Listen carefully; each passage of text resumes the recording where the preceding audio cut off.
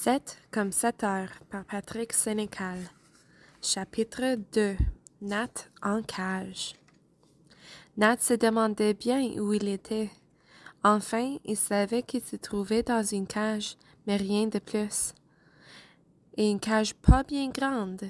Il pouvait à peine s'y tenir debout et faire quelques pas. Un vieux matelas puant lui servait de lit. Quand il regardait entre les barreaux, il voyait les autres cages empilées les unes sur les autres, et chacune renfermait un enfant qui avait été enlevé par le Père Noël.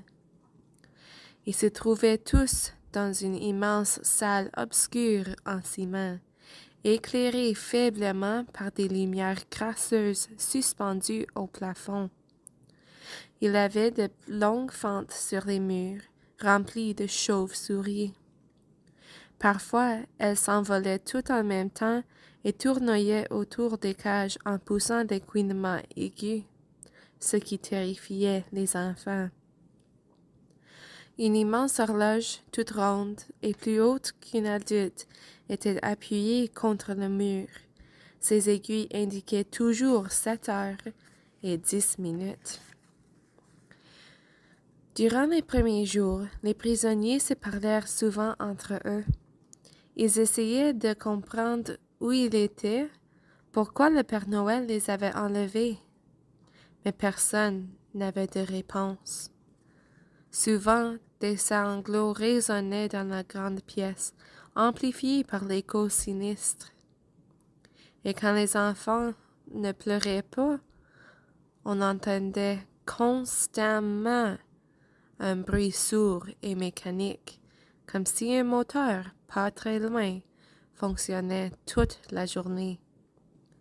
Nat préférait ne pas imaginer quelle machine pouvait produire ce frombissement peu rassurant. Les jours, puis les semaines passèrent. Le plus dur, c'est qu'il n'y avait rien à faire dans ces cages. Pas un jouet, pas un livre. C'était terrible à devenir fou. De temps en temps, des personnages étranges et inquiétants entraient dans la salle. Nat avait ainsi revu le Père Noël, mais surtout ce lapin géant, tout blanc avec de larges pattes et de grandes oreilles poilues, très élégant dans son habit 3 pièces et son nœud papillon. En temps normal, il aurait eu l'air d'un gentil toutou touffu. Mais son regard était troublant, et ses grandes dents semblaient toujours prêtes à mordre.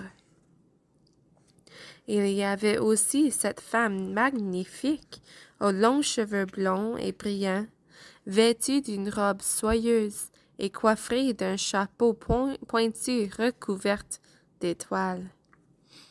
Sûrement une fée, mais une fée qui paraissait bien méchante et qui avait sur le visage la même expression insolite que celle de ses 2 complices. Le lapin géant et la fée portaient tous 2 un pendentif, un 7 en or, comme celui du Père Noël. Nat se demandait ce que cela pouvait bien signifier. Il avait un autre personnage, encore plus terrifiant que les autres. Un homme affreux, habillé de vieux vêtements sales et déchirés, avec une grosse barbe noire, des dents jaunes et pointues, et des yeux rouges. Il s'approchait parfois des cages pour distribuer la nourriture. Et quelle nourriture! De la viande crue si molle qu'on s'étouffait presque en la mastiquant, et de l'eau tellement gluante qu'elle donnait envie de vomir. Mais il fallait bien manger et boire si l'on voulait survivre. Qui êtes-vous? Demandait souvent Nat à l'inconnu, tellement nerveux qu'il en bégayait. Pourquoi sommes-nous ici? Que va-t-il nous arriver? Que, que, que va-t-il nous arriver? Répétait le méchant homme pour rire de Nat. Tais-toi, vaurien. Il s'éloignait sans répondre, sortant par une porte au fond de la salle. Les enfants étaient de nouveau seuls et malheureux, entourés des centaines de chauves-souris, immobiles et lugubres. Nat se calmait, mettait beaucoup de vent dans sa gorge pour ne pas bégayer et stimulait les autres. « Ne désespérez pas! Nous allons nous en sortir, vous allez voir. » Mais plus le temps passait, plus Nat se décourageait. Il en avait assez de ne rien faire.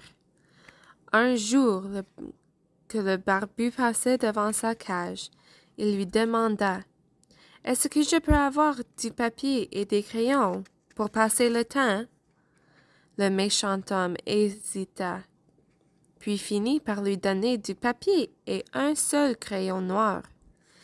Nat fit des dessins pour passer le temps. Il dessinait surtout sa famille, sa maison, et cela lui faisait monter les larmes aux yeux. Il se promettait que, s'il les revoyait un jour, il serait toujours gentil, ne désobéirait plus jamais à ses parents, et n'agacerait plus jamais sa sœur chérie. Mais ses parents le cherchaient-ils ou le croyaient-ils mort? Peut-être avait-il abandonné toute recherche. Cette idée causait d'horribles cauchemars au pauvre garçon. Les journées s'écoulaient, tristes et sans espoir. L'horloge sur le mur indiquait toujours 7h10. Elle devait être brisée. Depuis combien de temps étaient-ils tous prisonniers ici? 2 mois? 3? Le jeune garçon n'en avait aucune idée. Puis arriva une journée particulière. Nat était en train de dessiner toute sa famille quand un bruit attira son attention. De l'autre côté de sa cage, tout près des barreaux, le lapin géant poussait un énorme chariot rempli d'œufs en chocolat. Nat réfléchit. Est-ce que c'était déjà Pâques? Et est-ce que cela voulait dire que ce lapin était le lapin de Pâques? Il serait donc devenu méchant lui aussi? Ce serait terrible! Et cette femme blonde qui ressemble à une fée que Nat avait vue quelquefois dans la salle, est-ce qu'elle pourrait être... Au loin, la voix du méchant barbu éclata. « Hé, lapin! Viens ici un moment! T'as oublié un coco! » Le lapin s'éloigna et laissa le chariot devant la cage de Nat.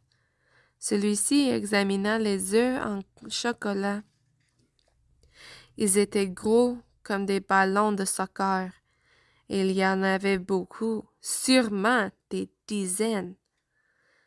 Et sur chacun d'eux, un trou avait été percé. Pourquoi donc? Nat entendait de drôles de grognements provenant des cocos, comme s'ils renfermaient quelque chose de vivant. Les trous servaient-ils à faire respirer les choses dans les œufs? Nat remarqua aussi que sur chaque œuf, il y avait un petit carton sur lequel une adresse était inscrite. L'une d'entre elles attira son attention. 946, Félix-Jean, Mont-Saint-Hilaire. C'était son adresse, l'adresse de ses parents. On allait porter cet œuf chez lui pour sa sœur Rome. Nat se mit à trembler. C'était sûrement un piège. Ces œufs étaient sans doute dangereux.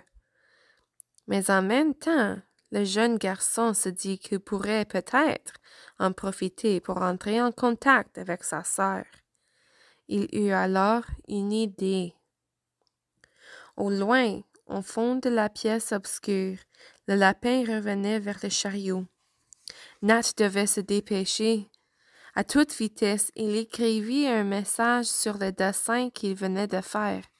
Il le roula et s'empressa de le glisser dans le trou de l'œuf. À l'intérieur, le grognement morbide se fit entendre avec plus de force. Au même moment, le lapin reprit sa place derrière le chariot et le poussa devant lui vers la sortie de la salle. Nat soupira. Une seconde de plus, et il se faisait prendre. « Qu'est-ce que tu as fait? » demanda une petite voix. C'était Juliette, une fillette de 7 ans qui se trouvait dans une cage tout près. Elle avait vu Nat glisser le message dans l'œuf.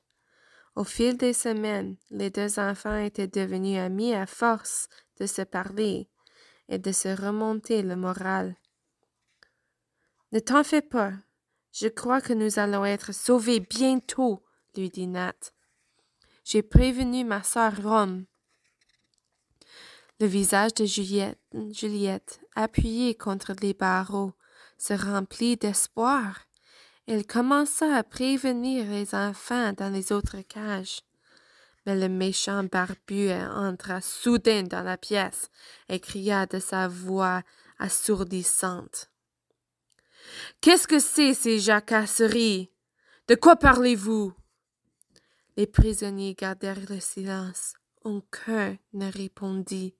« Puisque vous êtes si turbulente, vous ne mangerez pas ce soir, » annonça le barbu. Et il s'éloigna en riant. Les enfants gémirent de découragement. « Tu es sûre que ta sœur va avoir ton message? » demanda Juliette. Assise au fond de sa cage, Nat n'osait pas répondre. Rome aurait sans doute le message, mais il avait surtout peur de ce qui se cachait dans les œufs. C'est la fin du 2e chapitre.